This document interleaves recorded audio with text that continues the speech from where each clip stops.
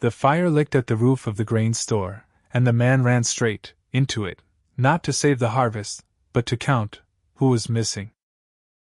The Montana night burned red. 4,000 acres of grassland lay still beneath a sky full of ash rising upward like stars falling the wrong way. Farther out, a line of wooden fence stood black against the glow. Closer, buckets passing hand to hand, fast, urgent, wordless. Women's skirts soaked through with mud. A forearm raw, where hot ash had caught it. And closer still, his face, sharp with smoke, jaw set hard, eyes moving down the line, person to person. 1, 2, 3. The bucket at the well lay overturned. Water still running from it. On a fence post 50 yards out, a scrap of pale fabric had caught, stirring faintly in the wind. Nobody burns a grain store for the grain. They burn it to make you look the other way. He dropped the bucket, turned toward the dark, and started to run. The dust came first. Before the wheels. Before the horses. Before anybody in Larkspur Hollow understood what was about to happen to their quiet little patch of Montana territory, the dust rose up off the road like something warning them. Rising in a long brown column against the sky, so blue it looked painted on. 4 women were inside that coach. They didn't know each other's men yet. Didn't know the name Calloway would come to mean everything. All they knew was the ache in their spines, from 3,000 miles of track, and wheel and wagon rut, and the tight, silent fear sitting in each of their chests like a stone swallowed whole. Because they were running. Not towards something. Away from it. And somewhere behind them, getting smaller every mile, was a man, who was not done with them yet. But that's later. Right now, there's just the dust, and the coach, and 4 sisters holding hands they didn't let each other see they were holding. Wade Calloway had been awake since 4. Not because there was work that couldn't wait.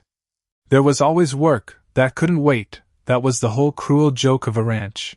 But that particular morning he'd been awake, because sleep had simply refused him.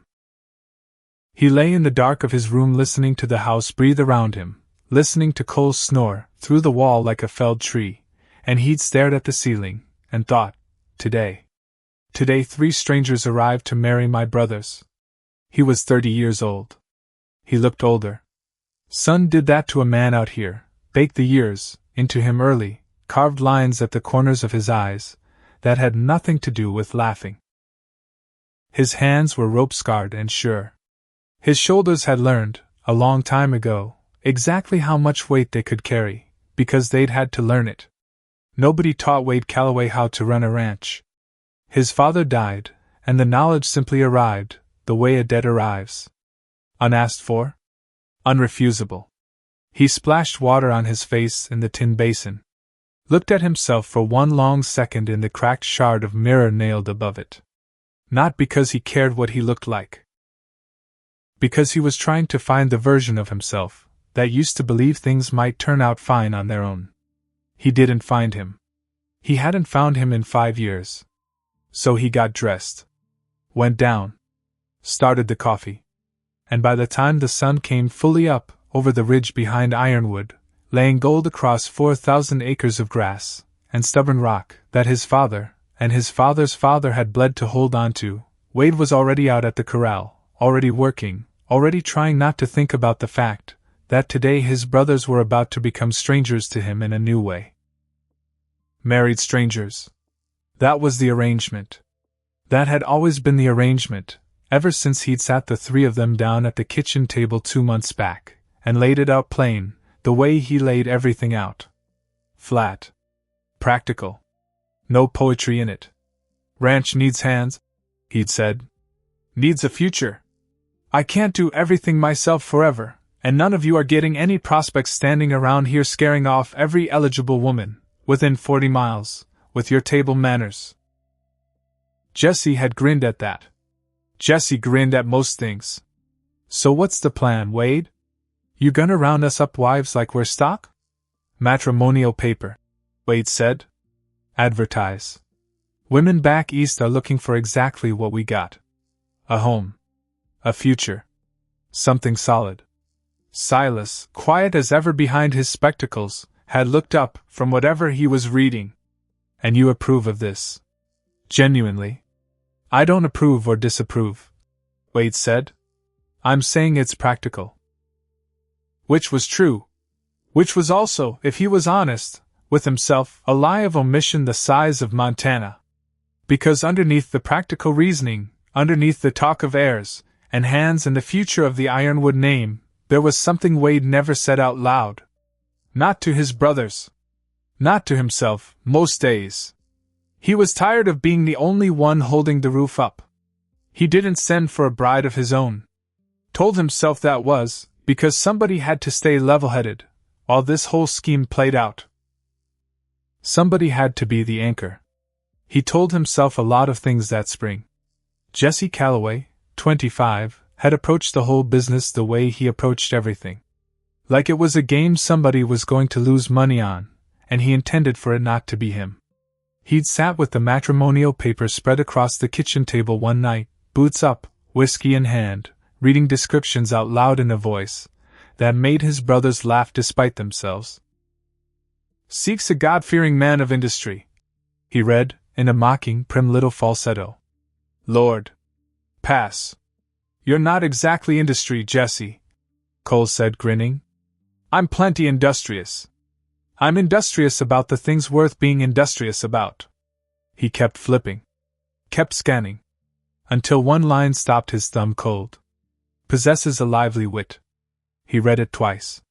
This one, he said. Silas glanced over. You've read one sentence. One sentence is all it takes, brother.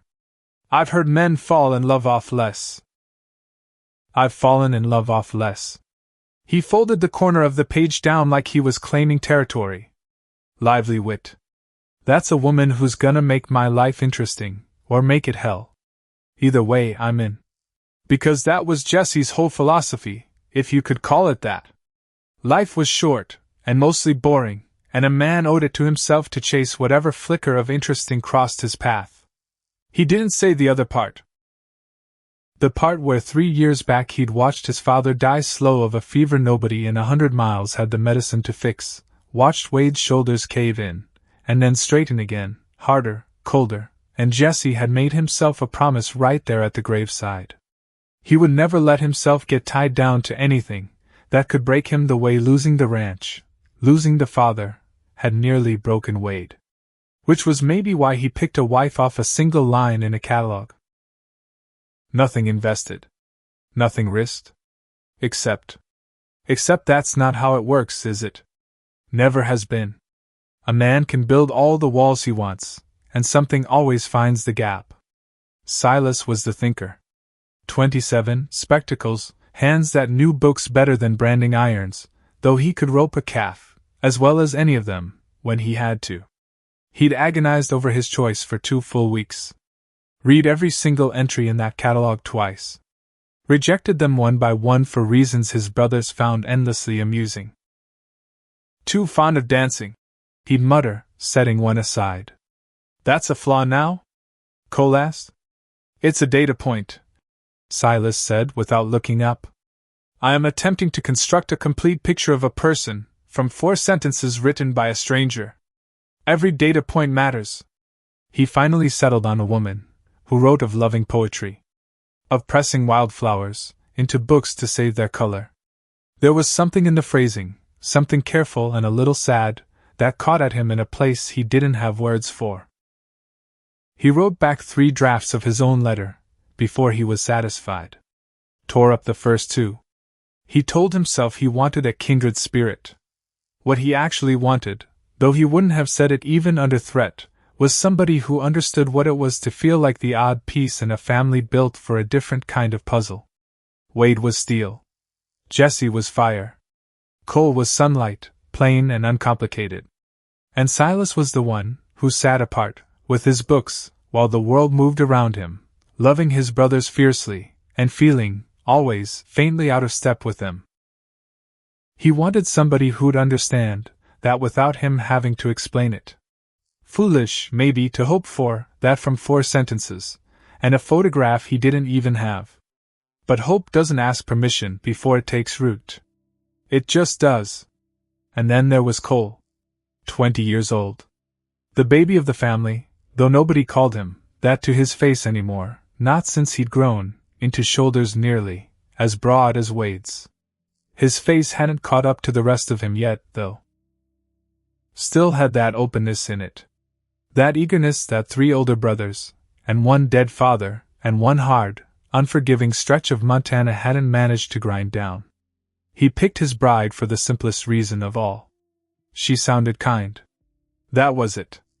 That was the whole of his reasoning, and when Jesse teased him for it, called it thin, called it a boy's reason, Cole just shrugged, and said, "Ranch has plenty of hard in it already. Figured I'd go looking for something soft to balance it out." Nobody had an answer for that. Not even Jesse. Cole spent the 2 months waiting, doing what Cole always did. Imagining. He pictured her face a dozen different ways, none of them accurate, all of them kind, because that was the one detail he had to build from, and he built a whole cathedral on it. He was the only one of the 4 brothers who wasn't afraid of what was coming. Which either made him the wisest of them, or the only one who hadn't yet learned what there was to be afraid of. 2 months. That's how long the waiting lasted. 2 months of letters crossing the country, slow as prayers, 2 months of a ranch holding its breath. And then the day arrived. Cold, then warm. The kind of Montana morning that couldn't decide what season it wanted to be. The 4 of them rode into Larkspur Hollow together for a breast, which was as close to a ceremony as the Calloway brothers were capable of. Wade in front, of course. Always in front.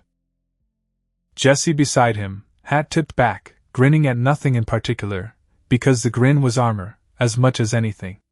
Silas a half step behind, adjusting his spectacles for the 3rd time in 10 minutes, a nervous habit he'd deny having, if you asked him. And Cole, bringing up the rear, practically vibrating in his saddle. The town wasn't much.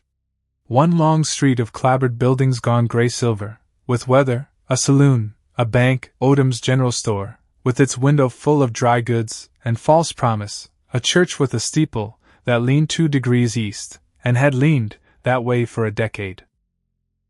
Dust covered everything. Fine, reddish dust that settled on the horses' flanks, and the men's shoulders, and never seemed to wash off entirely no matter how hard a man scrubbed.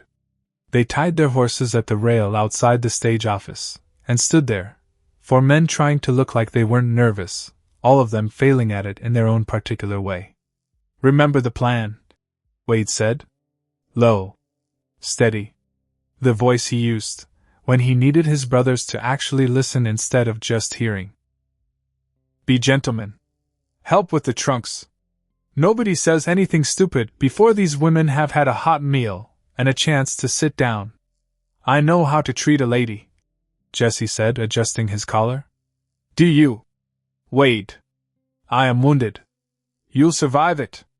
Wade's mouth almost curved. Almost. "Might be you who needs the reminder, is all I'm saying. Try smiling like you mean it. Won't kill you. I always mean it. That's what worries me." Silas cleared his throat. Statistically, for strangers arriving simultaneously into unfamiliar territory are likely to be frightened. I'd suggest patience over charm. "Nobody asked for your statistics, Professor," Jesse said, though there was no bite in it. "Nobody ever does. I offer them regardless. It's part of my charm. You don't have charm. You have footnotes." Cole wasn't listening to any of it. Cole was staring down the road, toward the rise, where it curved out of sight, into the hills, willing the dust cloud to appear a little faster. And then it did. Far off. Small at first. A smudge on the horizon that grew, the way trouble grows, slow, and then suddenly all at once. The rumble came, before the shape did, low and steady, a sound the ground carried up, through the soles of their boots, before the ears fully caught it. "There!" Cole breathed. The stage came thundering into town the way stages always did, like it was trying to outrun something, wheels throwing dust in a rooster tail behind it, horses lathered and blowing hard. It skidded to a stop in front of the office, leather creaking, harness jangling, dust rolling forward in a wave that washed over the four brothers, and made Silas cough into his sleeve. The driver, a leathery old character named Gus who'd been hauling that route since, before any of the Calloway boys were born, spat a stream of tobacco juice into the dirt and hollered down from his seat. "Got a special delivery for you, Calloway. 4 of 'em." The word landed wrong. "4?" Wade said. "That's what I said, ain't it?" Wade looked at Jesse. Jesse looked at Silas. Silas looked at Cole. Cole was already looking at the coach door, so he was the only one who saw it happen first. The door swung open. The first woman to step down was young. Maybe 20. She had a heart-shaped face, and eyes so wide and hopeful they looked like they were trying to swallow the whole town at once, the good and the rough of it both, and finding wonder in all of it anyway. Cole's chest did something complicated and immediate. Something that felt like falling off a horse in the good way, if there was a good way. This was Della Ashworth. Though none of the brothers knew that yet. All Cole knew, standing there with his hat forgotten in his hands, was that she looked exactly as kind as he'd imagined, which shouldn't have been possible, since he'd imagined a face he'd never seen. And yet here it was. Matching. She turned to help the next passenger down, offering a steadying hand, with an ease that spoke of practice. Of having done this exact thing, this catching, this steadying, many times before for someone she loved. The second woman moved differently. Graceful. Careful. Like she was navigating a room full of things that might break if she wasn't gentle enough. Under one arm she carried a leather portfolio, and tucked beneath the other, wrapped in oilcloth against the dust of the journey, a folded quilt worn soft at its edges, colors gone dusky, with age and handling. Her eyes, when they found the rough little street of Larkspur Hollow, held something timid, and something wondering both at once. Silas felt his spectacles slide down his nose, and didn't push them back up. Didn't trust his hands to be steady enough for it. This was Marianne Ashworth. The third woman didn't step down, so much as she descended, like the coach itself owed her the courtesy. Spine straight. Chin up. Her eyes swept the street once, fast, cataloging it. Cataloging the men. Cataloging everything, the way a person does, when they've learned the hard way, that not looking gets you hurt. There was a fire in that gaze that dared the whole territory to try something. Jesse's grin, already wide, went wider. Went dangerous. This was Vivienne Ashworth. And Jesse Calloway, gambler and charmer, and collector of interesting flickers, had just found the most interesting flicker of his entire life, and some deep, self-preserving part of him already knew it, and already knew he was in trouble. Then came the fourth. She didn't emerge right away. She paused in the doorway of the coach, one hand braced on the frame, and for just a moment the whole street seemed to hold its breath around her. She was older than the others. Not old. Just older in the way that mattered, the way exhaustion ages a person faster than years do. Her bearing was quiet authority wrapped around a weariness, so deep it had gone bone deep, had gone soul deep, and she was trying, visibly trying, to hold it together behind a composure that was fraying at the seams even as she stood there. Her eyes found the four men on the platform. Found Wade. And held. This was Cora Ashworth. And something happened between her eyes and Wade's that neither one of them would have been able to name right then, not even under oath, except that it felt like recognition. Like two people who'd been carrying the same impossible weight for years finally spotting each other across a crowded room. Wade didn't move. Didn't breathe for a second there. Because this wasn't in the plan. The four women stood together on the dusty platform, facing the four brothers, and the resemblance between them was undeniable now that they were side by side. The same finely boned faces. The same stubborn set to the jaw. The same deep auburn catching fire in the afternoon light. Gus broke the silence first, because Gus never could stand a silence for long. "Well, I'll be," he said, climbing down off his perch, working a kink out of his back. Match set. Like china dolls. All addressed to the Calloway Ranch. Wade's mind was already racing, already trying to find the shape of the mistake. Because this had to be a mistake, this had to be some clerical error at the matrimonial papers office, some overzealous printer who'd doubled an order. He stepped forward, hat in hand, doing his best impression of a man who wasn't about to come apart at the seams. "Ma'am," he started, addressing the eldest, the one whose eyes hadn't left his. "There's been some kind of misunderstanding. We were expecting 3 ladies. Separately arranged." The woman met his gaze without flinching. Her voice, when it came, was clear, steady, laced with an exhaustion that ran clean down to the bottom of her. "There is no misunderstanding, Mr. Calloway." A pause. Just long enough to matter. "My name is Cora Ashworth. These are my sisters. Vivian. Marion. Della." She gestured to each in turn, and each name landed like a small stone dropped into still water. "You are Wade, Jesse, Silas, and Cole Calloway. Each of you sent for a bride." Another pause. Longer this time. Heavier. "We are the women who answered." A gust of wind came through then, rattling the sign above the stage office, kicking dust up in little spirals around their boots, and for one long moment nobody on that platform said a single word. For brothers. For sisters. And one very large, very obvious problem that nobody had accounted for. "4," Wade said again, like repeating the number might change it. "4," Cora confirmed. Jesse recovered first. He always did.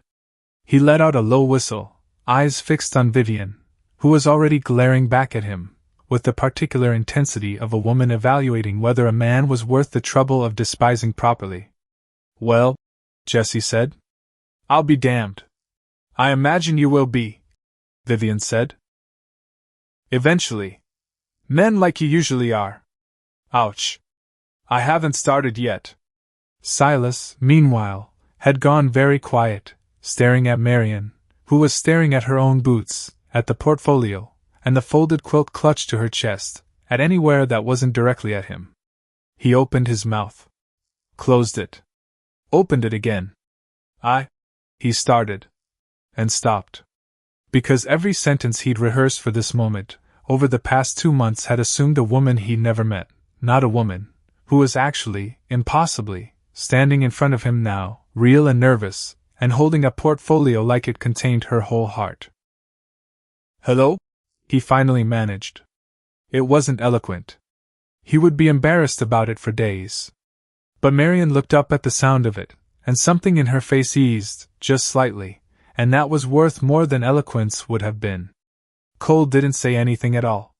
Cole just walked straight up to Della, took her small traveling bag out of her hands, before she could protest, and said, with the full, uncomplicated sincerity of a 20-year-old, who hadn't yet learned to be embarrassed by his own heart, "You must be tired." "Long way to come." It was, Della said, and her smile, when it arrived, was bright enough to cut through the dust. "Thank you for asking." Course. That was it. That was the whole exchange. And somehow it was the easiest thing that happened on that platform all afternoon. Which left Wade and Cora, and the very large fact hanging in the air between them, that Wade had never sent a letter at all. He hadn't corrected her yet. Hadn't told her. Some part of him, the practical part, the part that ran a ranch, and made hard decisions, before breakfast every single day of his life, was already turning the problem over. 4 brides instead of 3. His unmarried, unengaged self standing in the middle of it, and the eldest sister, clearly the one holding this whole fragile family together by sheer will, looking at him like she already knew something he didn't. "Miss Ashworth," he said, "I have to tell you something." "I imagine you do." "I never sent for a bride." He said it plain. Flat. The way he said everything, because dressing it up wouldn't make it kinder. "My letter's still sitting on my desk. Unsent. I don't know how you came to have my name on that manifest, but it wasn't through anything I did. He watched it land. Watched something flicker behind her eyes, fast there and gone, before the composure slid back into place like a door closing. I see, she said. I'm not saying it to be cruel. I know that. You're saying it because it's true, and you strike me as a man who says things because they're true, regardless of what it costs him to say them. A small, humorless breath that might have been meant as a laugh once, before exhaustion wore the laugh out of it. That is either the most honest thing anyone has said to me in 3 weeks, Mr. Calloway, or the cruelest. I find I'm too tired to tell which. Wasn't my intent to be either. No. I don't imagine it was. She looked past him then, at his 3 brothers standing there, with her 3 sisters, at the small, strange, unplanned collision of 8 lives happening in real time on a dusty platform in a town none of them had chosen. And when she looked back at Wade, something in her face had shifted. Gone somewhere harder. Somewhere more desperate. Mr. Calloway. I will be direct with you, because I think directness is the only currency either of us has left today. My sisters and I have spent every dollar we had in the world on 4 train tickets, and this stagecoach fare. We came west, because a newspaper printed an error, and in that error we saw the only chance we were going to get to stay together. If you send us back... She stopped. Swallowed. If you send us back, I don't know where we go. The wind kicked up again. Somewhere down the street a dog barked twice, and went quiet. Wade stood there, with his hat still in his hands, looking at this woman who'd traveled 2,000 miles on a printing error, and a prayer, and he felt the practical part of him, the part that had been running numbers on feed, and cattle and mortgage payments, since before he'd even shaken her hand, losing an argument to some other part of himself he hadn't consulted in years. How old are you? He asked. Which wasn't the question he meant to ask. Which surprised him, as much as it seemed to surprise her. 28. Why does that matter?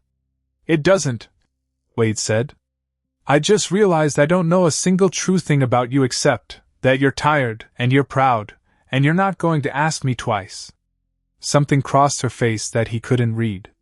Wouldn't be able to read for a while yet, not until he understood how rarely anyone had ever seen her clearly enough to say something like that out loud.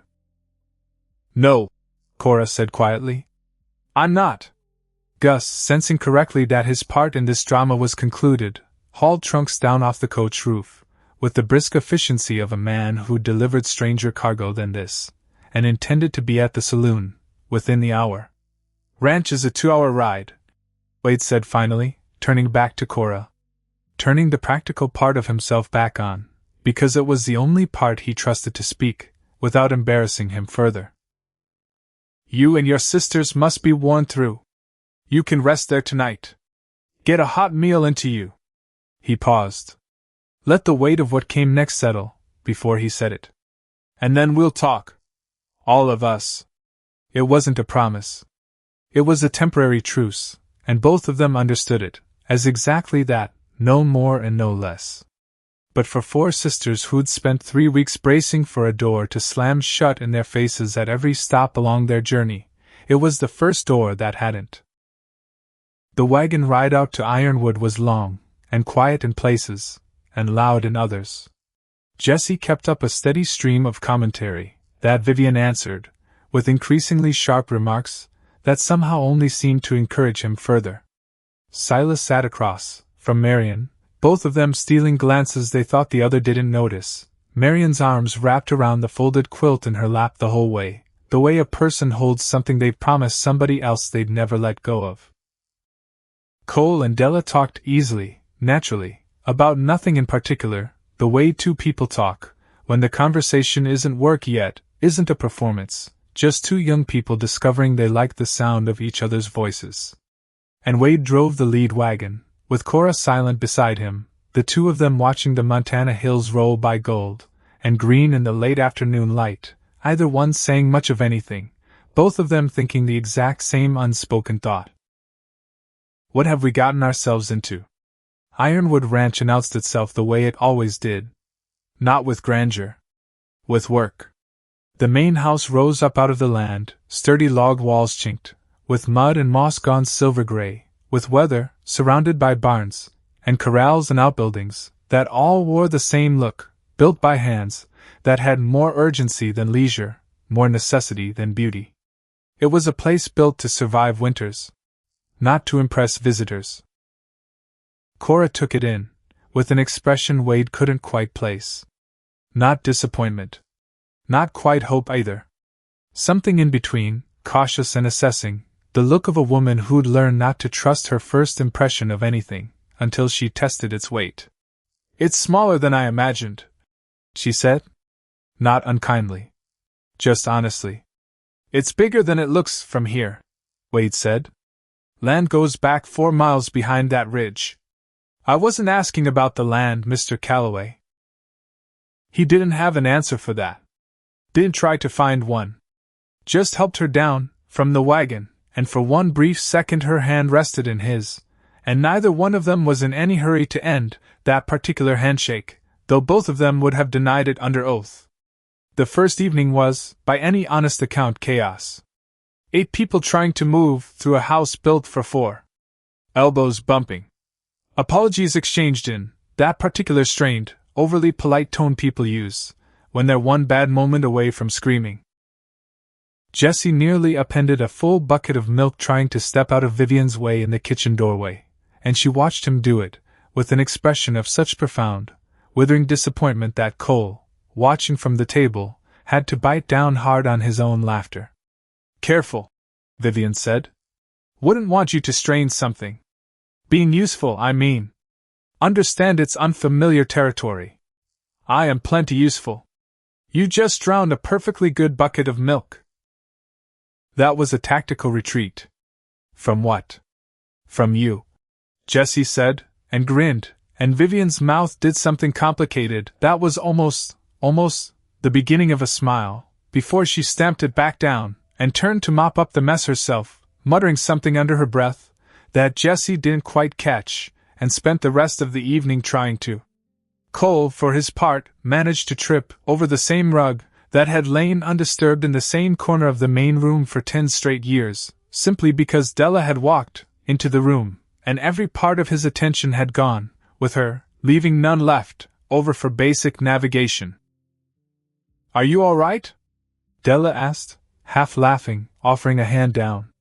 "Fine," Cole said from the floor, with the dignity of a man who had absolutely no dignity left to draw on. "That rug's got it out for me. Been planning this for years." "I believe you." "You don't." "No," Della admitted, laughing properly now, a bright clear sound that hadn't echoed in that house in longer than any of the brothers could remember. "I don't believe you at all." "But I like that you tried." Silas retreated, as Silas tended to a corner with a book, though his eyes kept drifting up and across the room to where Marian had settled by the fire, her sketchbook open on her lap, drawing with a focused intensity that seemed to shut out the noise and the chaos entirely. Beside her, folded neatly on the bench, sat the quilt she'd carried the whole 2,000 miles, and every so often her free hand drifted to it, resting flat against the fabric the way a person touches something to make sure it's still real. He watched her for a long while before he found the courage to cross the room. "May I?" he asked, nodding toward the sketchbook. She hesitated. Then turned it toward him, and he wasn't sure what he expected. A portrait, maybe? Something sentimental. What he found instead were quilt patterns. Intricate, mathematical, achingly beautiful geometric designs, worked out in pencil, with a precision that spoke of genuine mastery. "These are remarkable," he said. His voice came out quieter than he intended. Marian flushed, closed the book halfway, as if caught at something shameful. "It's foolishness. A way to pass the time on the journey." "It's not foolishness." He said it firmly enough that she looked up, surprised. "It's mathematics wearing the clothes of art. Or art wearing the clothes of mathematics. I confess I'm not certain which, but I know precision when I see it, and this." He gestured at the closed book. This is precise. That's not foolishness. That's a mind that sees order other people miss. Her hand moved unconsciously to the folded quilt beside her. My mother taught me. Before she died. She had a gift for it, real patterns, real skill, not just the pretty stitching most women content themselves with. This one. She touched the fabric, careful, reverent. Was hers. Unfinished when she passed. I've never been able to bring myself to finish it. Every time I try, my hand just stops. Why did you bring it then? If it's difficult to look at. Marian was quiet a moment, looking down at the folded shape of it. Because it was the last thing her hands ever made. And because some nights, when everything else feels like it's slipping away, I need to know at least one true thing survived. Even if I don't understand yet what it's meant to say. Silas didn't have an answer for that. Didn't try to invent one. Just nodded, slow, and something passed between them that neither one named, but both would remember. Nobody had ever described her work that way before. She would think about that sentence for days. And nobody in that whole house thought to ask what precisely her mother might have meant to say, stitched into a pattern nobody yet understood was a message at all. Meanwhile, in the kitchen, Cora had taken over without asking permission, and without waiting for it, because that was simply how Cora operated in any space she entered: assess the need, meet the need, worry about whether she'd been invited to meet it later, if ever. The brothers, raised on a bachelor's diet of beans and bacon and whatever game they'd managed to shoot that week, sat down that first night to fresh bread, a rich stew thick with vegetables, and a wild berry pie that made Cole make a sound of such undignified happiness that Jesse nearly fell out of his chair laughing. Wade watched Cora move through his kitchen, his mother's kitchen, once, before fever took her 2 years before it took their father, with a competence that unsettled him more than it should have. Because her competence wasn't the unsettling part. The unsettling part was how right it looked. How the whole room seemed to organize itself around her, without her seeming to try. He didn't trust things that felt that easy. Not because easy things were bad. Because in his experience, the easy things were usually the ones that cost the most later, once you'd let your guard down enough to enjoy them. You didn't have to do all this, he said, once the others had drifted off to their rooms, and it was just the two of them left at the table, the fire burned down to embers, the house gone quiet around them in a way it hadn't been quiet in years. I know I didn't have to. Cora was wiping down the table, not looking at him. I wanted to. Why? Because it's the only thing I know how to offer anyone that doesn't cost me something I can't afford to lose. She stopped wiping. Set the cloth down. Looked at him directly, and there it was again, that bone-deep exhaustion, showing through the composure like a stain rising up through cloth. You want to know the truth, Mr. Calloway? I have been the one holding 4 people together for 3 years. I have been the mother, and the banker, and the shield, and I am so tired I don't remember what it felt like to simply be a woman who liked things. I used to like poetry. Vivian would tell you I've forgotten how to laugh at anything that isn't a survival tactic in disguise. That's not true, he said. Quiet. How would you know? Because I recognize it. He looked down at his own hands, rope-scarred, sure, useless against the particular kind of tired she was describing. I've been the one holding 4 people together for 3 years too. Since my father died. Since it became my job to be the ranch, and the roof, and the reason everybody else got to keep being who they were instead of what circumstance demanded of them. The fire popped. Settled. So, Cora said very softly. We have that in common, at least. Seems we do. Neither of them said anything else for a long moment. And in that silence, something passed between them that wasn't quite friendship yet, wasn't quite anything, with a name, just 2 exhausted people recognizing the shape of their own exhaustion in someone else's eyes for the first time in longer than either wanted to admit. It was 2 nights later that the name came up. Wade had gone out to the barn to check on a mare due to foal any day, and found Cora already there, sitting on an overturned crate near the stall, a shawl around her shoulders against the chill, looking up at the mare's swollen sides, with an expression of quiet, uncomplicated fondness that Wade hadn't seen on her before. "Couldn't sleep?" he asked. "Never could much. Not since—" She stopped herself. Started over. "It's a family trait, I think. My father used to say the Ashworths were born with a clock in their chest instead of a heart, always ticking, never letting them rest." Wade leaned against the stall door. "Your father a rancher? An inventor?" Something in her voice changed when she said it. Went soft and careful, the way a person handles something they've dropped once already, and can't afford to drop again. "A good one. Brilliant, really, though I'm his daughter, so you'll forgive the bias. He built things other men couldn't imagine yet. Valves. Mechanisms. He spent years perfecting a design for industrial steam valves that would have made half of Boston's factories safer overnight. Would have. He died before he could see it built." A pause. "In circumstances I won't trouble you with tonight. It's not a short story, and you look tired enough already, Mr. Calloway, without me adding to it." "I've got time," Wade said, and found, somewhat to his own surprise, that he meant it. Cora studied him for a long moment in the lantern light, weighing something. Then, instead of continuing that thread, she reached into the small bag she carried everywhere. Wade had noticed she never let it out of arm's reach, and drew out a slim, worn ledger. Her father's, by the look of the leather, cracked and soft with handling. "There's something I keep meaning to ask you," she said. "It's been nagging at me since the day we arrived, and I confess I've been too tired and too frightened to raise it properly until now."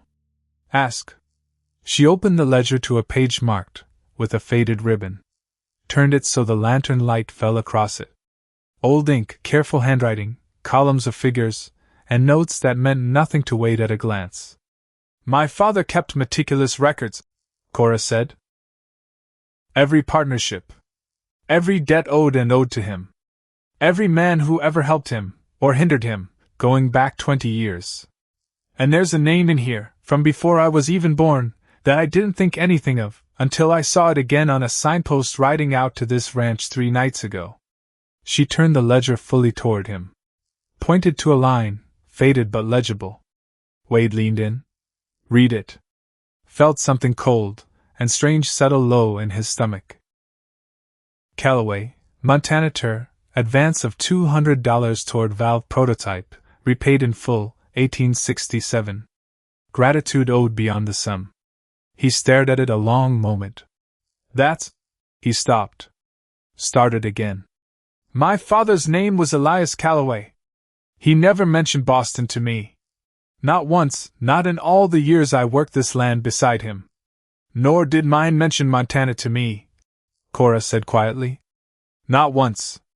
Not until I found this ledger among his things, after he died, and even then I had no name to attach to a place, no way of knowing if the man who once helped him was still alive, or if his family was still here, or if any of it mattered anymore." Wade looked up from the ledger. Looked at her. $200, he said slowly, was a small fortune to this family in 1867. We nearly lost this ranch that winter. I remember it, barely. I was young, but I remember my father coming back from somewhere for 2 weeks, that spring, gone without explanation, and returning with enough money in his coat to save the herd. You think? I don't know what I think. Wade set the ledger down carefully, like it might combust. I think it's a strange thing, Miss Ashworth, for a stranger to walk off a stagecoach into my life on a printer's error, carrying a debt owed to my dead father by her dead father, 20 years buried, and neither one of us knowing the other existed, until 3 days ago. Strange, Cora agreed. Or something else entirely. I haven't decided which yet. Neither had Wade. But something had shifted in the barn, that night, something neither one of them could have named cleanly even, if pressed, and both of them understood, without saying it aloud, that whatever had brought the Ashworth sisters to Ironwood Ranch ran deeper, and older than a printing error, deeper than either of their fathers had ever told them. Upstairs, in the small room the four sisters shared, Della was already asleep, curled small under a quilt gone thin, with age, one arm flung out across the pillow the way she'd slept since she was a girl. Marian sat by the window, the memory quilt spread across her knees now, tracing one unfinished corner of the stitching, with a fingertip, not drawing, just watching the dark shape of the barn against the darker hills.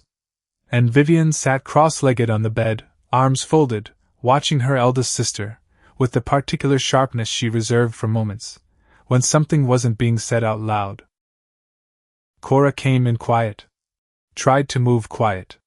Failed. "You told him," Vivian said. Not a question. "I told him nothing." "You told him the name." Vivian's voice was flat. Careful. The voice of a woman keeping a much larger feeling on a very short leash. "I heard it through the floorboards, Cora. This house isn't built for secrets, in case you hadn't noticed. Every word travels." Cora sat heavily on the edge of the bed. Pressed the heels of her hands against her eyes. "It slipped out. I didn't mean for it to. 3 years of holding it in, and it slipped out, over a barn conversation about a debt in a ledger, of all things. So now he knows Sterling's name," Vivian said. "And nothing else. Which means he's going to spend the whole night wondering, and a wondering man asks questions, and questions have a way of finding answers whether we're ready to give them or not. I know that." "Do you?" Vivian's jaw was tight. "Because from where I'm sitting, it looks like you've spent 3 years telling us to keep our heads down, keep quiet, don't trust anyone, and the very first man who looks at you, with something like kindness in his eyes, you hand him a piece of the truth like it's nothing. That's not fair." "Maybe not. I'm tired of being fair." Vivian's voice thinned, just slightly, the thinness she almost never allowed herself. "I'm tired of being the one who has to be sharp all the time, so the rest of you don't have to be. I'm tired of watching you carry all of it alone, and then flinching when I try to help carry it too." Marian, from the window, spoke without turning around, her voice soft in the way it always was, but steady underneath. "She's not wrong to be careful, Vivian.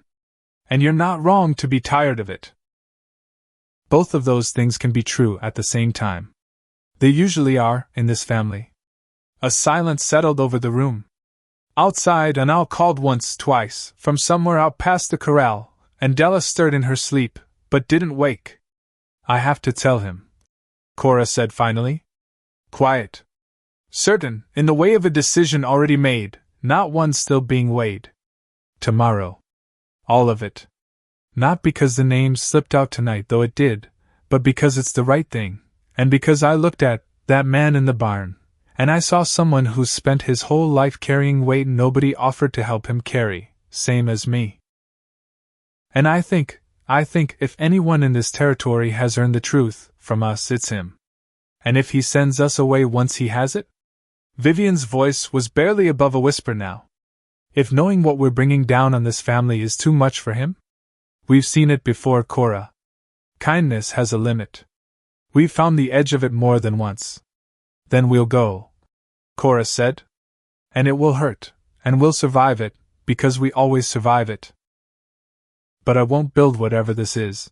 She gestured vaguely, helplessly, at the walls around them, at the whole improbable arrangement of the last 3 days. On a lie of omission. Not after what a lie cost Father. Not after what it cost all of us.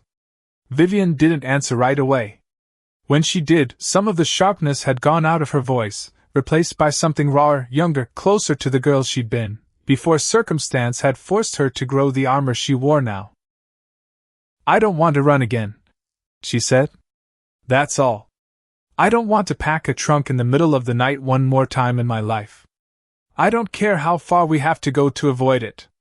I just don't want to do it again. I know, Cora said, and reached across the space between the beds to take her sister's hand.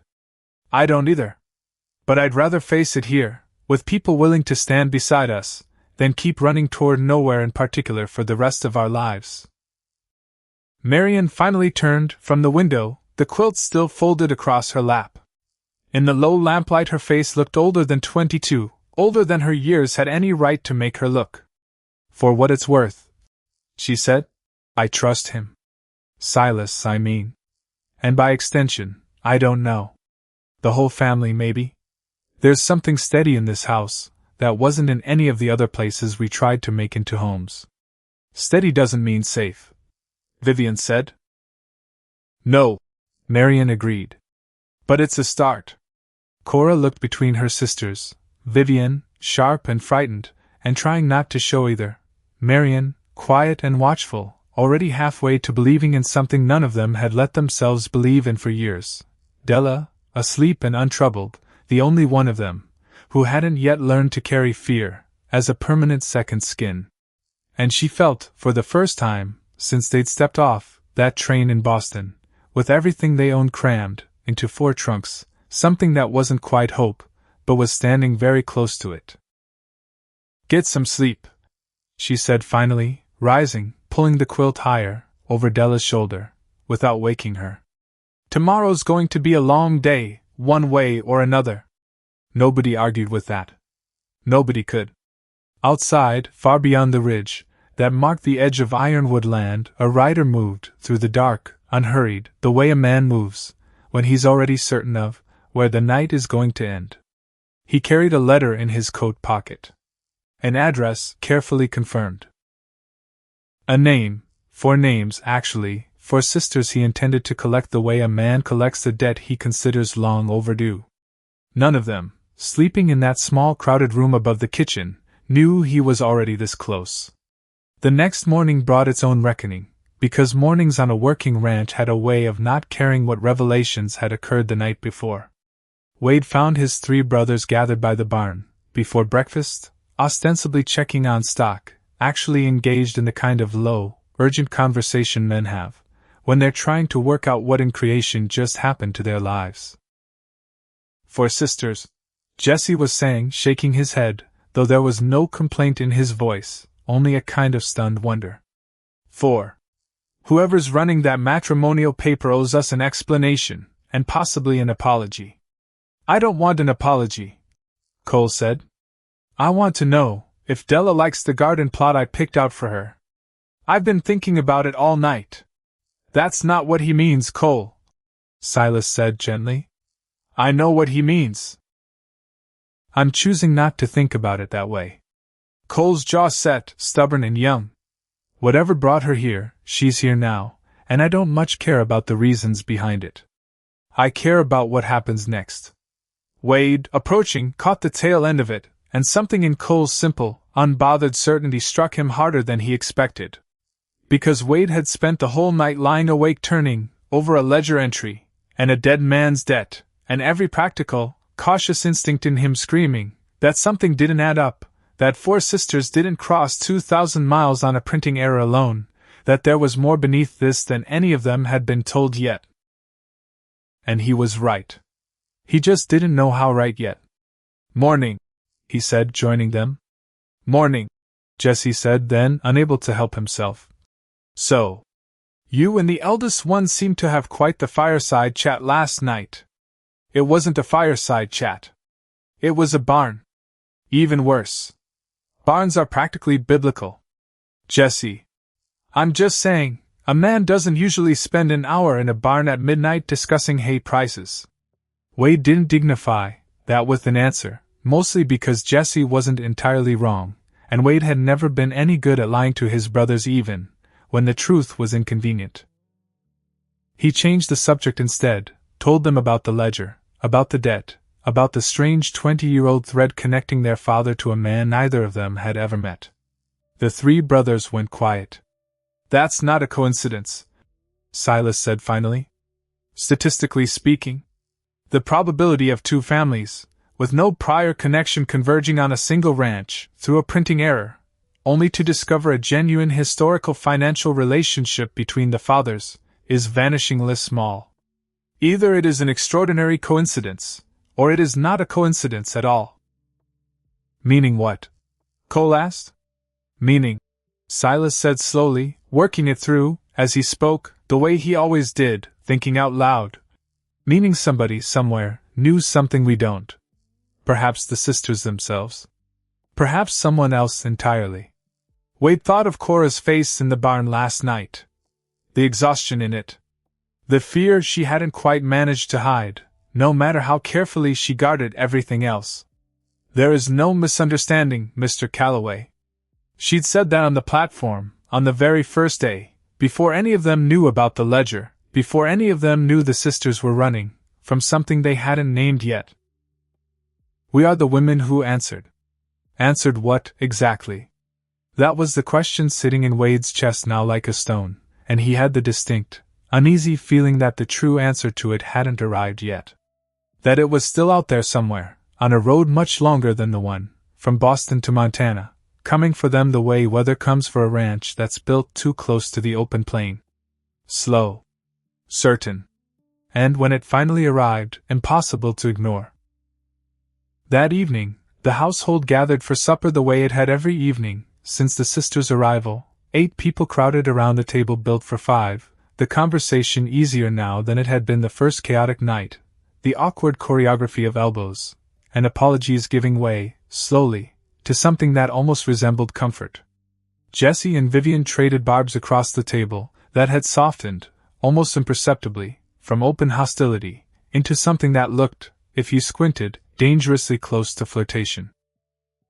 Silas and Marian sat close, heads bent together, over a page of her sketches, his voice low and careful as he asked her about proportion and pattern, and she answered him in a voice that had lost most of its earlier timidity. Cole and Della talked about the garden, about constellations, about nothing and everything, laughing easily, the way young people laugh, when the whole world hasn't yet taught them to be careful with their joy. And at the head of the table, Wade watched all of it, watched his brothers, watched the sisters, watched the fragile, improbable thing taking root in his house, and felt the practical, guarded part of himself losing more ground by the day. After supper, once the dishes were cleared, and the younger ones had drifted out to the porch to watch the last light bleed out of the sky, Wade found himself alone, with Cora again, the two of them standing at opposite ends of the kitchen in a silence that had started to feel less like caution and more like something else. 1 month, he said finally. That's what I told you the first night. You have 1 month to prove this arrangement isn't a fool's bargain. I remember. I want to change the terms. Something flickered across her face. Guarded. Bracing for a blow she'd learned, the hard way, always to expect. Change them how? Not shorter, Wade said quickly before that fear could take root any deeper. Longer. Or not longer. Just different. I don't want you counting days like a sentence, Miss Ashworth. Not in my house. Then what do you want? Wade was quiet for a moment, choosing his words the way he chose everything, careful, deliberate, unwilling to say a thing he didn't fully mean. I want to know what you're running from, he said finally. Because I don't think it was only a printing error that brought you here. I think there's a reason 4 sisters spent every dollar they had crossing a continent on the strength of a mistake, and I think it's the same reason you flinch every time a rider comes up that road faster than a walk. And I want you to trust me enough to tell me. Not because I'm owed it. Because I think you need somebody to carry it, with you, and I think you've been carrying it alone for a lot longer than 3 weeks. Cora's composure, that careful, hard-won armor she wore like a second skin, gave way then. Just slightly. Just enough that Wade caught the glimpse of something raw and frightened underneath it, before she could smooth it back over.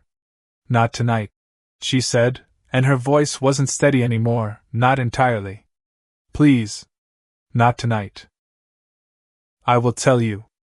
I give you my word I will tell you everything, all of it, because you're right, and because I am so tired of carrying it alone, that some nights I think it's going to be the thing that finally undoes me instead of anything sterling. She stopped. Too late. The name was already out, hanging in the air between them, and Wade watched her face go pale as she realized what she'd said. Sterling. Wade repeated, quiet. Careful. Who's Sterling? Cora closed her eyes. When she opened them again, there were tears standing in them, that she refused, through sheer force of will, to let fall.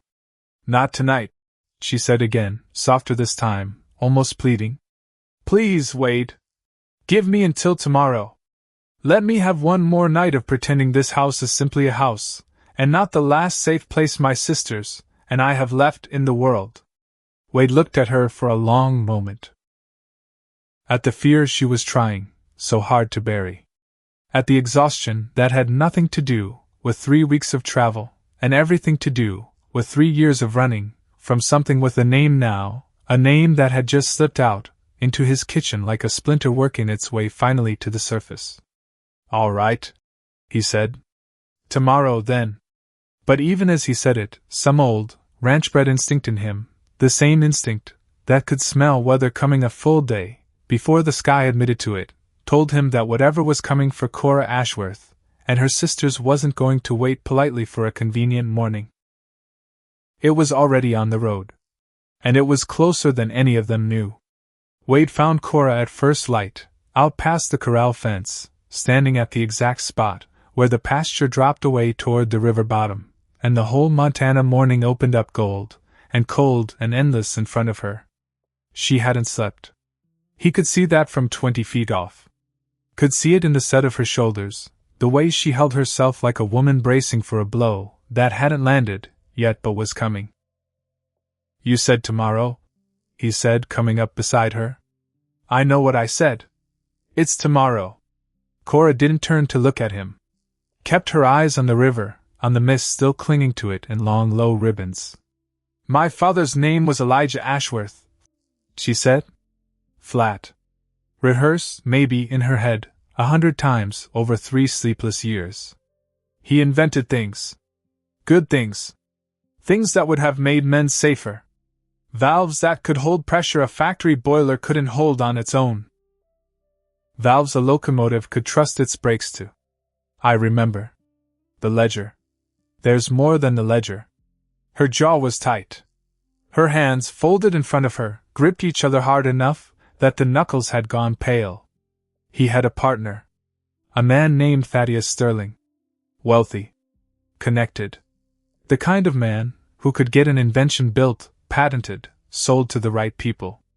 My father trusted him. And Sterling. Sterling was a thief. The word came out sharp. Sharper than anything Wade had heard from her yet. He didn't just cheat my father out of money, Wade. He stole the patent papers outright. Rewrote the record. Built a false trail that made it look like my father had sold Sterling's designs to a rival firm instead of the other way around. They believed him. Everyone believed him. Because he was Thaddeus Sterling, and my father was a tinkerer, with grease under his fingernails, and no friends in the right rooms. Her voice caught just once, right there in the middle of the sentence, and she pushed through it anyway. My father went to prison for a crime Sterling committed. He died there. 2 years in, his heart simply stopped. And Sterling came to us afterward. Wearing black. Wearing sorrow like a costume he'd rented for the occasion. Offered to take us in. Make us his wards. That wasn't kindness. No. She finally turned to look at him, and her eyes were dry now, dry and hard, all the crying long, since burned out of her, over 3 years of running. It was ownership. He wanted what was left of my father. And we were what was left. So we ran instead. For sisters, 1 printing error, and a stagecoach ticket to a place he'd never think to look. Wade stood there a long moment. Let it settle. Because a thing like that doesn't fit into a man's chest all at once, it has to be let in slow, in pieces, the way water finds its way into cracked stone, before the stone finally splits. He'll look here eventually, Wade said. Won't he? He already is. Cora's voice had gone very quiet. The letter I got. The one from my friend in Boston. There's a Pinkerton man asking questions in our old neighborhood. Man named Holtweir. He mentioned our family by name. How long do we have? I don't know. And that, Wade understood, watching her face, was the worst part of it. Not the danger itself. The not knowing exactly when it would arrive. living every single day, with the ground able to open up beneath you, and no way to know which day it would choose. All right, Wade said. Cora blinked. All right. You told me. That's what you asked for time to do, and you did it, and I'm not going to stand here and pretend I've got some clever answer to a man like that ready in my back pocket. I don't. But I know how to hold a piece of ground when somebody wants to take it from me. Learned it the hard way, same as you. Something in Cora's face gave way then. Not into tears. Into something more dangerous than tears. Relief. The kind of relief that undoes a person faster than grief ever could, because grief you brace for, and relief catches you completely unarmed. Most men run the other direction, she said. I'm not most men. No, Cora said, and for the first time since the stagecoach, something that was almost a real smile moved across her face. I'm starting to understand that. The scout arrived in Larkspur Hollow 4 days later. Nobody in town thought much of him at first. Well-dressed. Quiet. Asked careful questions at the hotel, at the bank, at Odom's store, always polite, always paying for whatever information he gathered, with a coin or a compliment. Said his name was Weir. Said he represented certain business interests back east. Didn't say whose? Odom mentioned it to Silas, when Silas rode in for flour and nails. Fella's been asking about the Calloway place, Odom said low, leaning across the counter like the words themselves were contraband. Asking about the new arrivals. 4 sisters, he said. Said it like he already knew the answer, and just wanted to hear somebody else say it out loud. Silas felt something cold settle behind his ribs. Did you tell him? Didn't have much choice, Silas. Man's got a way of asking that don't leave room for a lie. Not threatening, exactly. Just thorough. Like there's nothing in this whole territory he isn't willing to check twice. Silas rode back to Ironwood faster than the flour and nails strictly required. Because a man that thorough, in his experience, was the one worth fearing most. A man in a hurry made mistakes. A man willing to check everything twice made almost none. He found Wade at the barn, and told him everything, word for word, the way his mind was built to remember things, exact and unadorned.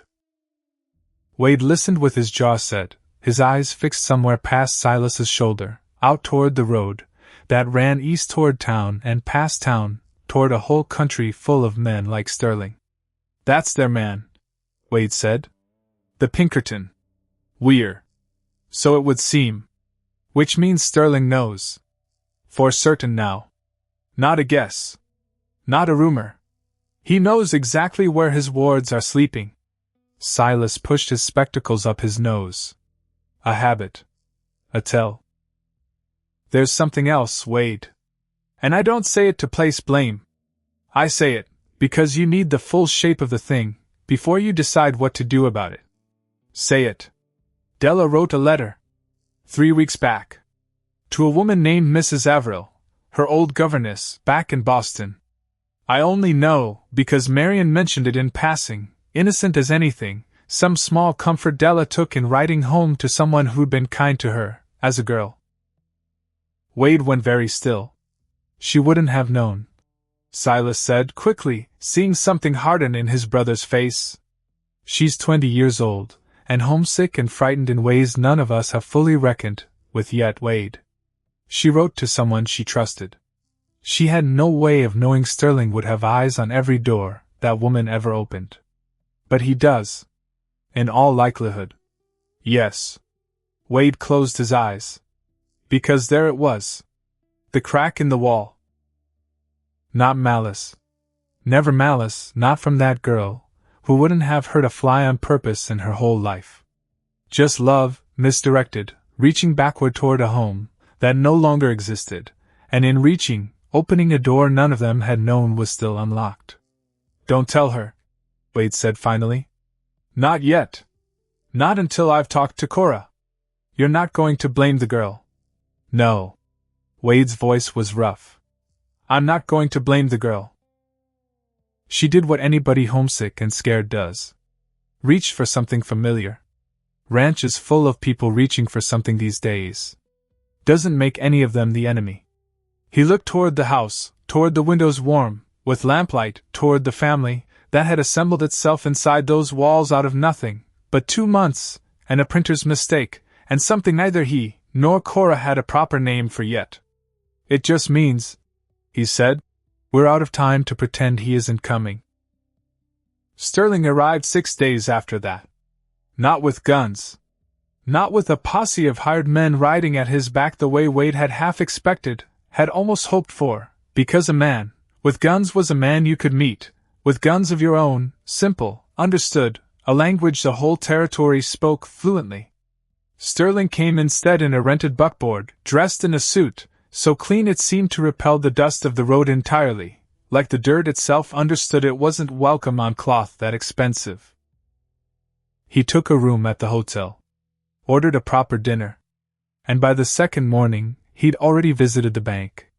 Wade heard about it from the banker himself, a nervous, apologetic little man named Whitfield, who rode out to Ironwood specifically to deliver the news in person, hat in his hands the whole time, unable to meet Wade's eyes. He bought your note, Whitfield said. The mortgage. Paid it out entire, cash on the table, didn't blink at the sum. I tried to tell him it wasn't for sale, Wade, I truly did, but a note's a note, and the bank's obligated to sell paper to whoever's willing to pay full value plus a premium on top. How much of a premium? Enough that I couldn't in good conscience refuse it. I'm sorry. Truly. I am. Wade stood on his own porch, and felt the ground shift under him in a way no blizzard, no drought, no season of hard luck had ever managed to shift it. Because a man could fight weather. Could fight cattle thieves, and disease, and bad seasons, all of it, with his hands, and his back, and his stubbornness. You couldn't outstubborn a piece of paper that said another man owned your debt. He's not done, Whitfield added, miserable. Paid off your account at Odom's too. Whole balance, settled this morning. Odom didn't want to take it, but a debt's a debt, Wade finished. Flat. Yes. Wade thanked him. Watched him ride off. And stood there along, while with his hands braced on the porch rail, staring east down the road, waiting, because he understood now exactly what kind of war this was going to be, and it wasn't going to be fought with rifles. It was going to be fought with paper. With money. With a man slowly, methodically starving them of every option except the one he wanted them to choose. Sterling himself rode out 3 days later. He came alone, which was its own kind of statement, a man so certain of his own leverage he didn't feel the need for muscle at his back. Wade met him in the yard, Cora beside him, the rest of the household gathering behind them on the porch, drawn by some instinct that told them this was a moment that required witnesses. Mr. Calloway. Sterling's voice was smooth. Cultured.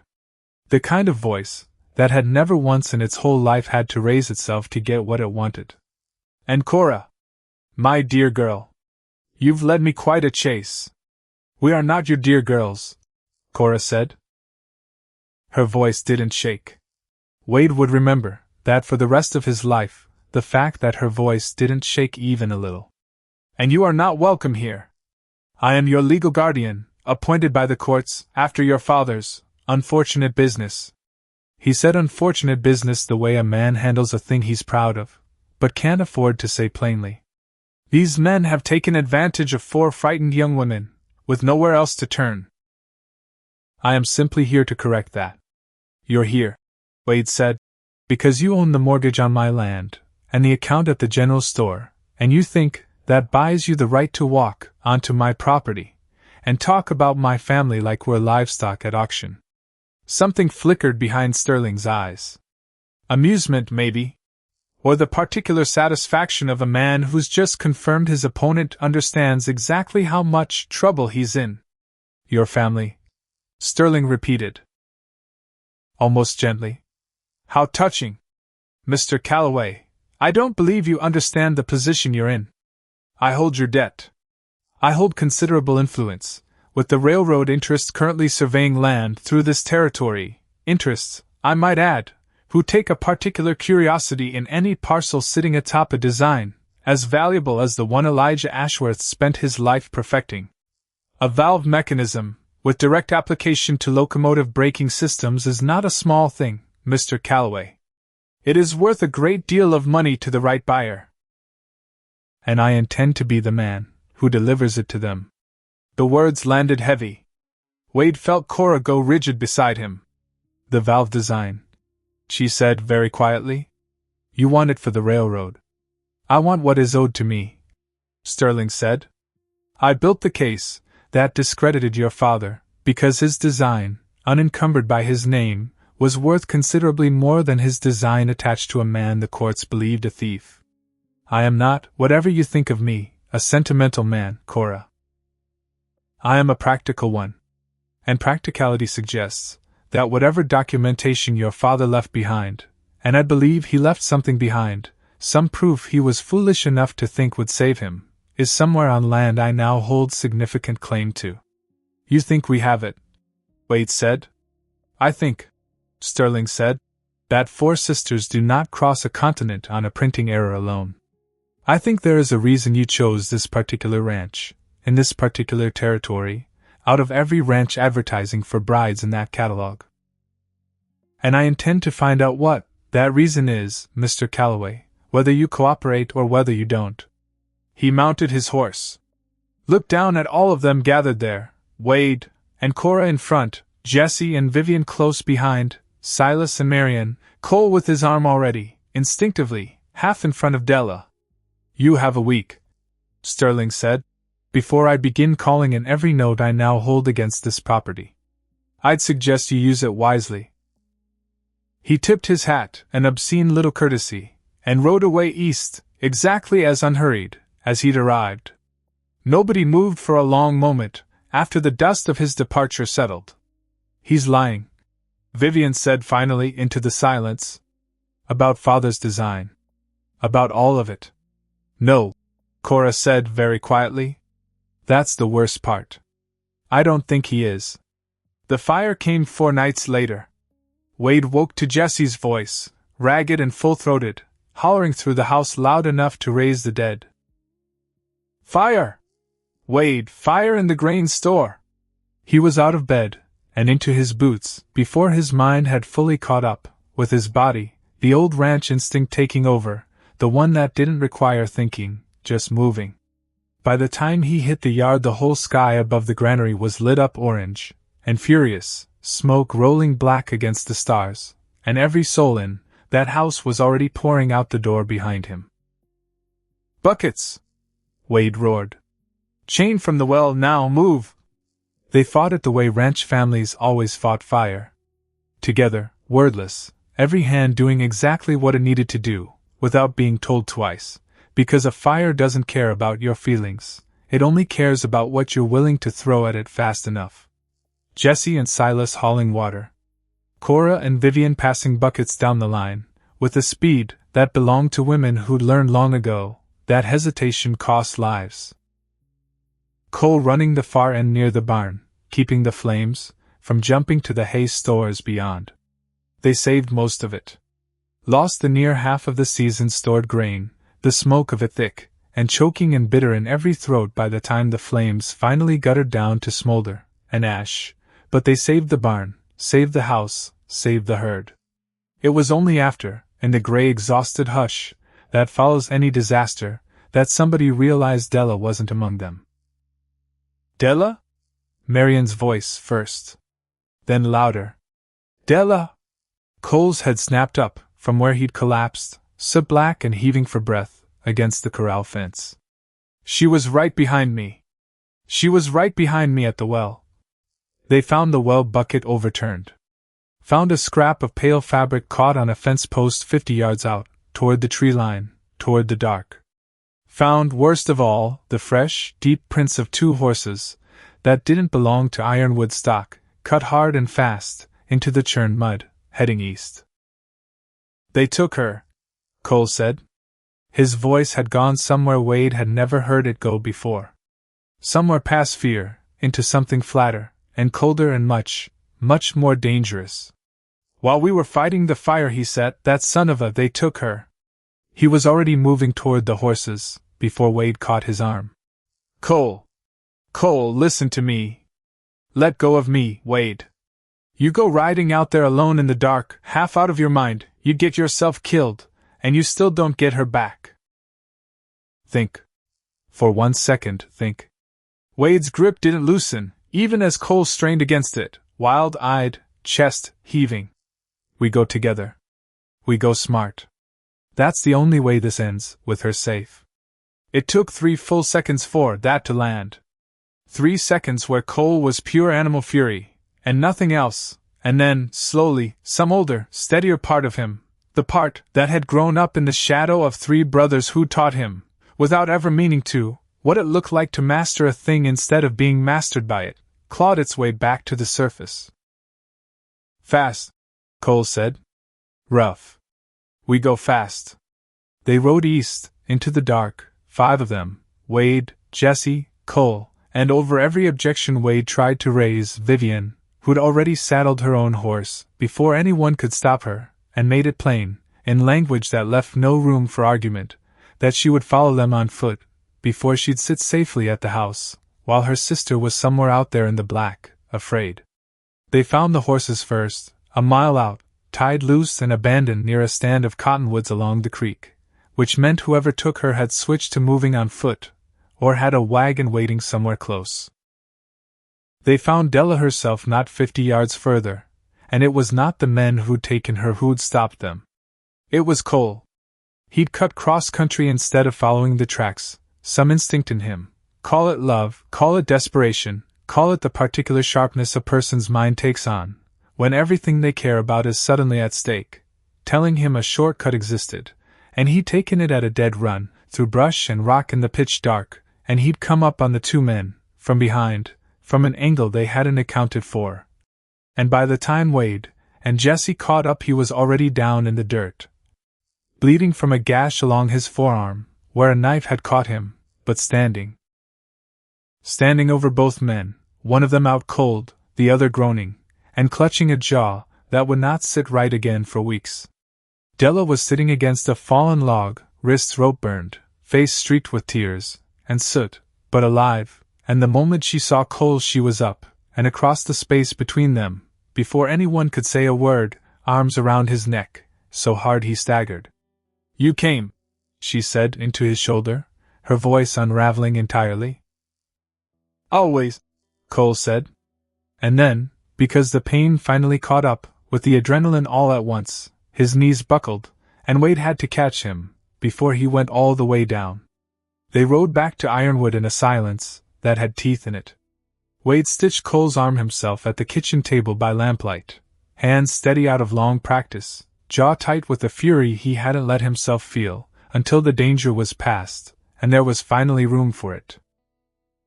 Cole didn't make a sound through the whole of it, eyes fixed somewhere past Wade's shoulder, on Della, who sat close, holding his other hand, so hard her knuckles had gone white.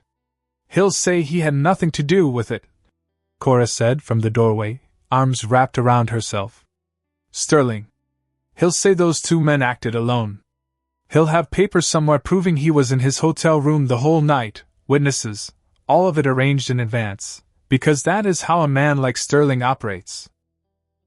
He never lets his own hands get dirty. Doesn't matter what he says, Wade said, tying off the last stitch. Matters what he did. And what he's willing to do next time, if we let him think this one worked.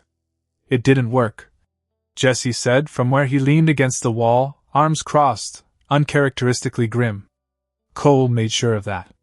This time, Silas said quietly, there will be a next time.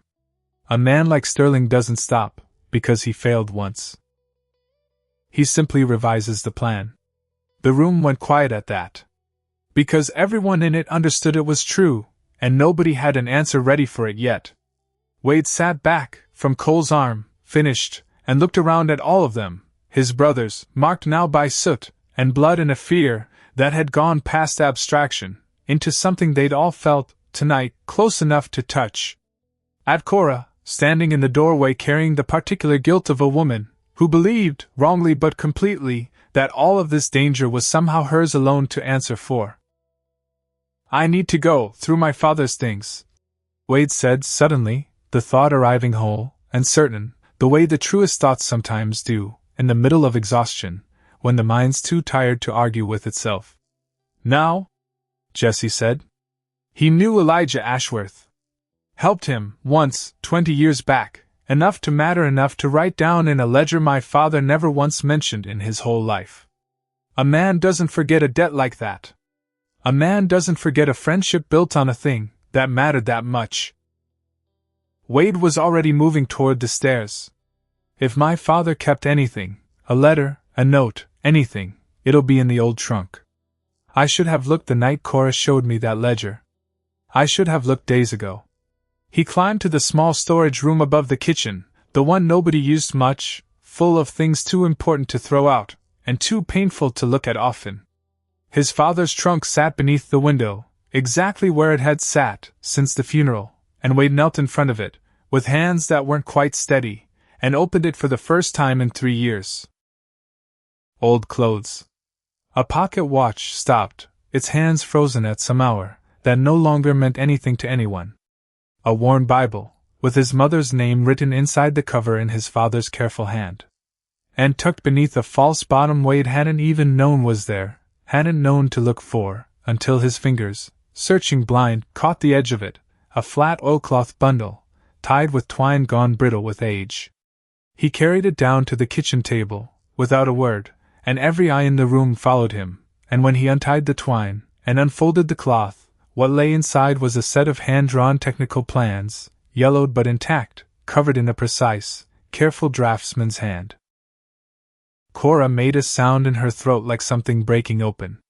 That's his hand, she whispered, crossing the room, fingers hovering just above the paper like she was afraid to disturb something sacred. That's my father's hand. Wade, these are the original valve schematics. The ones Sterling claimed never existed. The ones that would prove my father designed them years before he ever partnered with Sterling at all. My father kept them, Wade said. Quiet. Stunned by his own words even as he said them. 20 years. Hid them under a false floor in a trunk in a room nobody uses, and never told a living soul, not even me. Why would he do that? Vivian breathed.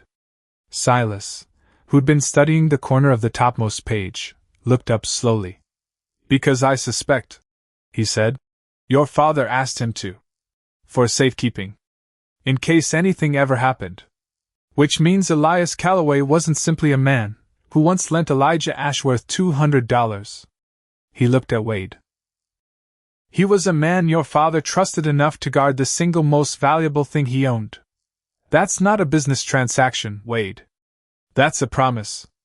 And your father kept it silently for 20 years, until the day his son happened to marry, nearly, into the very family he'd made that promise to. The kitchen went very still. Outside, the last of the granary smoke still hung faint on the night air, and somewhere east, in a hotel room in Larkspur Hollow, a man who believed money always won sat working out his next move, certain the ranch would break before he did. He had no idea, not yet, what had just been found beneath a false floor in a storage room he'd never once thought to search. Wade looked up from the schematics, around the table, at his brothers, and at the 4 sisters, who 3 months ago had been strangers, and were now, unmistakably, something closer to family than any of them had words for yet. He's not getting this, Wade said. His voice had gone hard, as the Montana ground in deep winter. Not the papers. Not the land. Not one more inch of what belongs to the people in this room. Cora looked at him across the table, at the schematics, that were the last true piece of her father left in the world, at the man who'd found them, without even knowing what he was looking for. Then we fight him, she said. Then we fight him, Wade agreed. Only Marian said nothing at all, her eyes fixed on the papers, on the careful, precise hand that had drawn them, and then, slowly, on the folded quilt she'd carried up from her room the moment the shouting had woken her, still clutched now against her chest like it had been trying to tell her something all along. Wait, she said. quiet enough that the room had to still itself to hear her. "Wait. I need to look at something." Sheriff Tobias Crane had been sheriff of Larkspur Hollow for 11 years, and in all that time nobody had ever once seen him refuse a favor from a man who paid well enough to make refusing feel foolish. Sterling understood that within a day of arriving. Which is why, on the morning everything finally broke open, Crane rode out to Ironwood beside Sterling instead of against him. Badge on his chest. Conscience somewhere back in town, folded up small, and put away in a drawer he didn't plan on opening again any time soon. But that's the ending. Let's get to it properly. Marion had spread the quilt flat across the kitchen table, that same night, smoothing it with both hands the way a person smooths something they're afraid to disturb, and it was Silas who noticed first, leaning close with a lamp, that the stitching along the inner border wasn't decorative at all. It was too regular. Too deliberate. Small, careful lines of thread in a green almost the exact shade of the backing cloth, nearly invisible unless the light struck it at just the right angle. "Here," he said on the third night of studying it, his fingers stopping dead on a cluster of stitches. "This isn't pattern work, Marion. Look at the spacing. It repeats. Numbers repeat like this, when they're meant to be read, not admired." Marion leaned in. Went very still. "It matches. Look, the valve tolerance specifications, on Father's schematic. The figures are identical." "Which means your mother knew," Silas said slowly, understanding arriving in him the way it always did, quiet and total. "She didn't just grieve into this fabric, while your father was in prison. She built a key into it. Stitched a page reference into every panel, in case the schematics ever needed proving twice over. In case someone, someday, needed one piece of evidence to confirm the other." Cora, standing behind them, pressed a hand to her mouth. Because her mother had never said a word about it. Not once. Had sewn her husband's exoneration into the very quilt she died still working on, and carried the secret to her own grave, without ever telling her daughters what her hands had truly been doing all those long grieving nights by the fire. She knew father was innocent. Cora whispered. She knew, and she couldn't prove it, while she was alive, so she made sure the proof would survive her instead. In the one thing she was certain none of us would ever leave behind. It did, Silas said. Gently. It's right here. Both of them are. His hand in hers, saying the same true thing 20 years apart. Wade rode into Larkspur Hollow the next morning, with the schematics wrapped in oilcloth under his coat, Jessie beside him, both of them silent the whole way in, because there wasn't much left to say that hadn't already been said around that kitchen table a dozen times over. They needed the county judge. 50 miles east, in Prosperity. Needed him to see the schematics, hear the story, put something official and unbreakable behind a truth that had been buried for 3 years under Sterling's money and Sterling's lies. Except Sheriff Crane was waiting for them outside the telegraph office. Wade. Crane's voice was careful. Too careful. The voice of a man who'd already made a decision, and was working hard to sound like he hadn't. Understand you're planning a trip east? News travels fast. Small town. Crane's eyes flicked to the bundle under Wade's coat, and something in his face tightened. Mr. Sterling's a reasonable man, Wade. Willing to talk terms. Might save everybody a world of trouble, if you just. Sterling paid you, Wade said. Flat. Not a question. Crane didn't answer. Which was its own answer. How much? Jessie said, low, dangerous in a way Jessie almost never allowed himself to sound. How much does a badge go for these days, Tobias? Watch your mouth, Jessie Calloway. Watch yours. You're standing in the street telling us to hand over the one thing that proves an innocent man died in prison, and you're doing it because a stranger from Boston bought you same as he bought the banknote. That's not law, Crane. That's just theft, with a tin star pinned to it. Crane's jaw worked. For 1 second, one single second, something like shame crossed his face. Then it was gone, replaced by the flat, resigned look of a man who'd already spent the money, and couldn't give it back even if he wanted to. "I can't let you leave town with that," Crane said. "Not till Mr. Sterling's had a chance to review it." "Court order." His lawyer drew it up this morning. "Court order from where?" Wade said. "Boston." "We're not in Boston, Sheriff."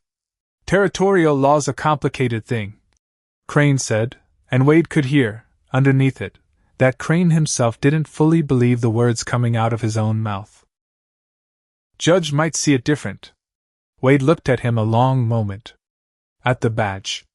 At the man wearing it, who'd once, years back, helped Wade's father round up stray cattle, after a bad storm, without asking for a dime in payment, back before money like Sterling's had ever come, within 100 miles of Larkspur Hollow to tempt anybody into forgetting who they used to be. "You know what's right, Tobias," Wade said quietly. "I can see it on your face. You're just scared of what it costs you to do it." Crane didn't answer that either. But he didn't stop them from riding on. They didn't make it 50 miles. Sterling's men caught up with them 9 miles out of town, at a narrow crossing, where the road cut through a stand of pine close enough on both sides to make an ambush easy. 3 riders, faces half covered, one of them already drawing on Jesse, before Wade had fully processed what was happening.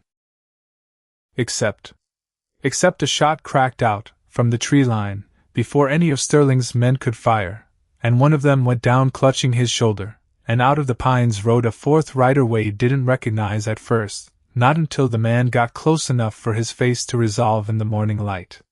"Holt Weir. The Pinkerton." "Wade Calloway," Weir said, calm as a man commenting on weather, reloading with hands that never once shook. "You've got something in that coat, mister." "Sterling's very eager to make disappear." "You work for him." "Worked," Weir corrected. Past tense. "Man terminated my contract 3 days back, the moment I told him I intended to file an independent report, with my agency's Boston office regardless of what he wanted it to say." He nodded toward the 2 remaining riders, who'd already turned, and were spurring hard back the way they came, no longer liking their odds. "Pinkerton Agency's got a reputation to protect, Mr. Calloway. Doesn't extend to covering up a man's crimes just because he pays the retainer. I've spent 3 weeks looking into Thaddeus Sterling's business affairs on my own time. What I found doesn't sit well with me. Why help us now?" Weir's mouth twitched, something almost like a smile. "Because a man ought to be able to sleep at night. I stopped sleeping right around the time I understood what Sterling actually did to Elijah Ashworth. Figured the least I could do was make sure the truth got where it was going." Judge Aldous Reeves of Prosperity County was 70 years old, half-deaf in one ear, and utterly unmoved by wealth, which made him, as it turned out, exactly the man they needed. He examined the schematics for the better part of an hour. Read Weir's independent findings twice. Listened to Cora's account, delivered in a voice that had finally, after 3 years, stopped shaking when she said Sterling's name out loud. "This is enough," Reeves said finally, setting the papers down. "More than enough. I'll issue an order myself. Injunction against any further action on that mortgage note, pending a full territorial inquiry into Thaddeus Sterling's conduct. And a formal referral to the Boston courts regarding Elijah Ashworth's original conviction." He looked up, over his spectacles, at Wade and Cora standing together in front of his desk. "Won't undo what's already been done. Won't bring a dead man back. But it'll put the truth on paper, where nobody can buy it back off the record." Cora's knees nearly gave out right there in the judge's office. Wade caught her elbow before she went down, and she gripped his arm hard enough to leave a mark, and neither one of them let go for a long moment after. They rode back into Larkspur Hollow the next afternoon to find the whole town already changed. Word had traveled ahead of them somehow. Word always did, in a town that size, and half of Larkspur Hollow had turned out along the main street, drawn by rumor, and the particular hunger small towns have for watching a reckoning happen in real time. Sterling was waiting in the street outside the bank. Alone this time. Crane nowhere in sight, having apparently decided in the end, that his badge was worth more than Sterling's money after all. "You're too late," Sterling said, as Wade dismounted, though something in his voice had lost its old smooth certainty. "Gone brittle at the edges. The mortgage is mine. The account is mine. This town belongs to whoever holds the paper, Calloway, and I hold the paper. Not anymore." Wade held up the judge's order, sealed and signed. Injunctions filed. "Whole territory's going to know exactly what you did to Elijah Ashworth inside the week. Your railroad friends aren't going to want their name anywhere near a man under formal inquiry for fraud." Something gave way in Sterling's face then. The mask he'd worn, so smoothly since the day he stepped off, that buckboard finally slipping, revealing, underneath, something smaller and meaner than the composed gentleman he'd spent his whole life performing. "You have no idea what you've done," Sterling said. Low. Venomous. "I know exactly what I've done," Wade said. "I've made sure a good man's name gets cleared. And I've made sure 4 sisters never have to run from you again." Sterling looked past him, at Cora, at Vivian, at Marion and Della standing together on the boardwalk, with the rest of the family gathered close around them, at Odom and Whitfield, and a dozen other townsfolk who'd watched this whole drama play out, and had, somewhere along the way, quietly decided which side of it they stood on. He found no sympathy anywhere in that crowd. Not one face. Because that was the thing about money like Sterling's, Wade thought, watching him realize it in real time. It could buy a mortgage. Buy a badge for a while. But it couldn't buy a town's regard once. That town had seen a man's true shape laid bare in the street. Sterling mounted his horse without another word. Rode east, out of Larkspur Hollow, out of their lives, and nobody in that crowd said a single thing to stop him, because nobody needed to. He was gone. But endings, the real kind, take longer to settle than a man riding away down a dusty road. There was still a season of quiet grieving to do for a father none of them could bring back, and a season of quiet building to do for everything that had nearly been lost, and it was in the slow, unremarkable work of those following weeks that the real shape of what they built at Ironwood finally came clear. The wedding took place on a warm afternoon in early autumn, out behind the main house, under a sky so wide and blue it seemed to have been made specifically for the occasion. All 4 couples together, because none of them could imagine doing it any other way, not after everything that had bound them into a single family long before any minister ever said a word over them. Cole and Della went first, laughing through half their vows, because Cole kept losing his place, too busy looking at her to remember the words, and the whole gathered crowd laughed, with them, warm and easy. Silas and Marion next, quiet and certain, her hand steady in his the way it had never been steady in anything but a sketch, before he taught her, without meaning to, that some things in life could hold their shape, without being drawn first. She wore, pinned at her shoulder, a small square of fabric cut from the corner of her mother's quilt, mended now, its secret finally spoken, its work finally done.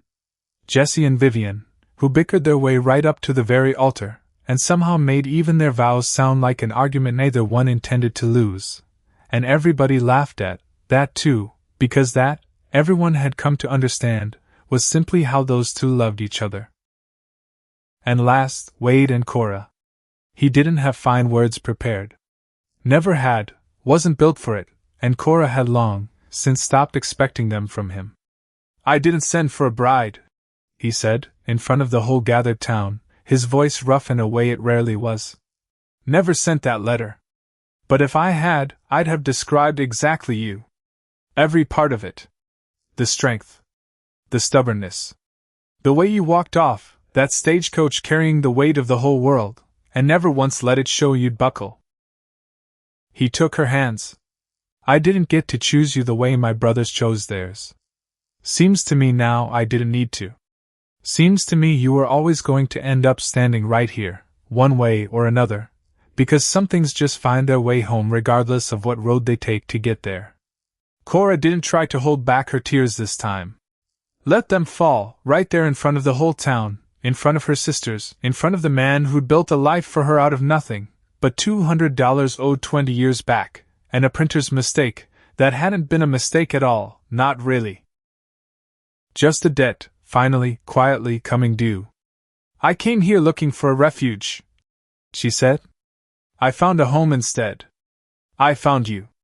That evening, after the fiddle music had died down, and the last of the townsfolk had ridden back toward Larkspur Hollow, Wade stood alone for a moment on the porch of the house his father had built, looking out over land that had nearly been lost, and hadn't been, at a ranch that had started the year, with 4 lonely brothers, and now held 8 lives woven together tighter than anyone could have predicted on the day a stagecoach kicked up dust on the road, and delivered 4 strangers, who turned out, in the end, never to have been strangers at all. Cora came and stood beside him. Didn't say anything. Didn't need to. Because some silences, Wade had learned, weren't empty. Some silences were simply 2 people finally, fully at rest. And somewhere out past the ridge, the Montana night settled in slow, and vast and unafraid, the way it always had, the way it always would, over a ranch called Ironwood, that had finally, after everything, earned the right to its name.